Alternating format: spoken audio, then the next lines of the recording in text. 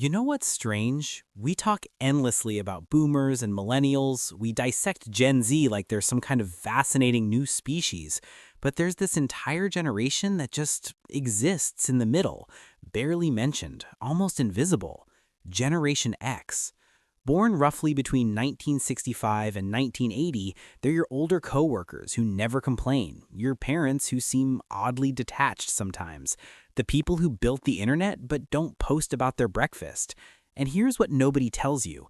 Their psychology is probably the most misunderstood of any living generation.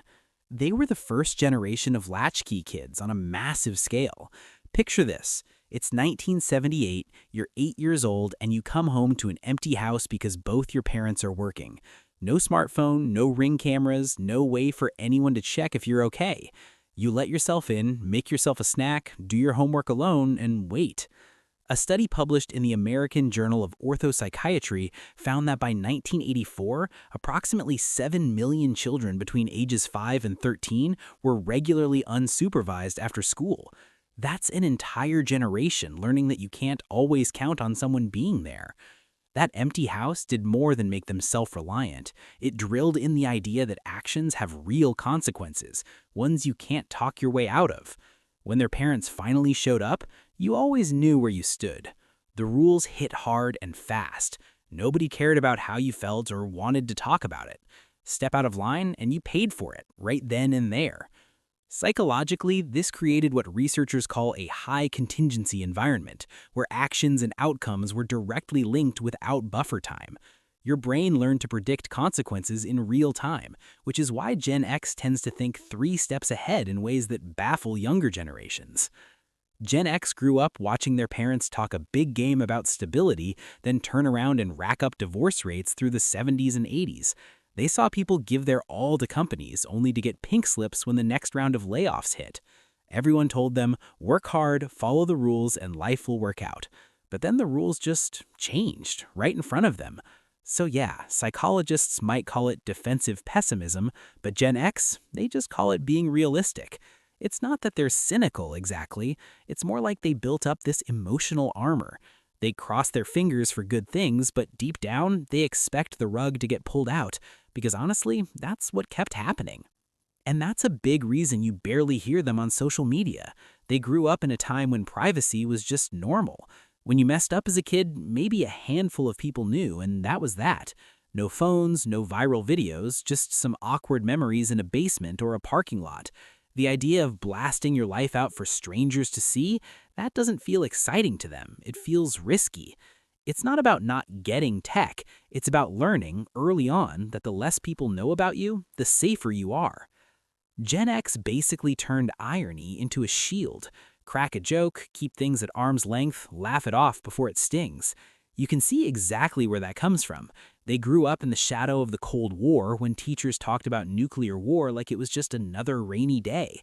Duck and cover drills in school as if a desk would save anyone. When adults act like everything's about to go up in smoke but also insist you shouldn't worry, you get used to holding 2 clashing ideas at once, and you learn to keep a little distance, just in case. But here's what's fascinating. Despite all this, Gen X developed a distinctive approach to work that stands out even today. They don't talk about it, they don't post about it, they just do it. This work ethic was forged early through jobs that seem almost archaic now. Paper routes at 5 in the morning, bagging groceries, working fast food registers where you had to calculate change in your head when the machine broke. These weren't resume builders. They were raw introductions to the adult world where a 12-year-old could be responsible for delivering news to an entire neighborhood. They watched their parents' generation get destroyed by corporate restructuring, so they never believed in company loyalty, but they're fiercely loyal to their own competence. They can't control whether they'll get laid off, but they can control whether they're the most valuable person in the room when layoffs happen. There's this weird paradox at the core of Gen X psychology. They're simultaneously the most independent generation and the most quietly collaborative. They'll never ask for help, figure it out themselves, been doing that since they were 8.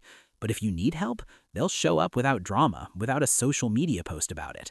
This comes from forming tight bonds with friends out of necessity when parents were absent. And let's talk about their relationship with authority, because it's complicated. They respect competence, not titles. If you've earned your position through actual skill, they'll follow you anywhere. If you're just someone with a fancy job title who doesn't know what they're doing, they have zero patience. Gen X questions authority because they watched incompetent authority figures make terrible decisions their entire childhood, from Watergate to Iran-Contra to the fumbled AIDS crisis. They faced serious economic headwinds that their parents' generation hadn't experienced. The youngest Gen Xers graduated college right into the dot-com bubble burst. The oldest ones were hitting their stride when the 2008 financial crisis hit. They've been economically traumatized repeatedly, which is why they're more likely to have multiple income streams, not because they're entrepreneurial by nature, but because they've learned that nothing lasts. Gen X tends to struggle with what some researchers have identified as patterns of self-reliance that border on anxiety. They're incredibly capable at handling crisis situations, but that capability often comes from an unwillingness to depend on others. Research in the Journal of Adult Development shows that Gen Xers report lower levels of seeking social support during stressful periods, not because they don't have people they could ask, but because asking feels like admitting defeat. This self-reliance extended to how they processed information. Before the internet, knowledge had a different kind of weight.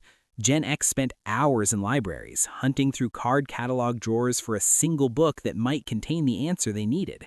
Information had a physical cost. It required effort and time, and because of that, they valued what they learned differently. Cognitive psychologists describe this as deeper encoding, where information that requires effort to obtain becomes more permanently integrated into memory. They learn to fix things with their hands because that's what you did when your bike chain slipped or the TV flickered. You didn't call a technician, you flipped the bike upside down, got grease on your hands, and figured it out.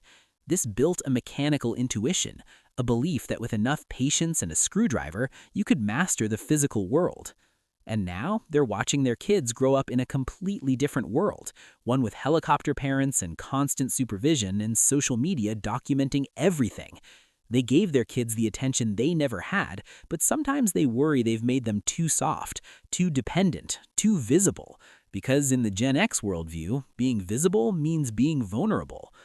The truth is, Generation X might be the last generation that truly understands what it means to be alone with your thoughts, to be bored, to solve problems without Googling the answer.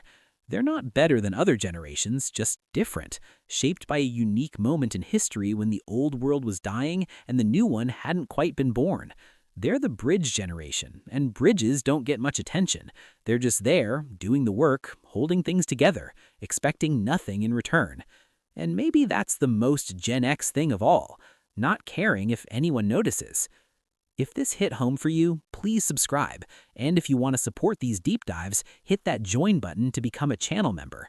I would genuinely appreciate your support.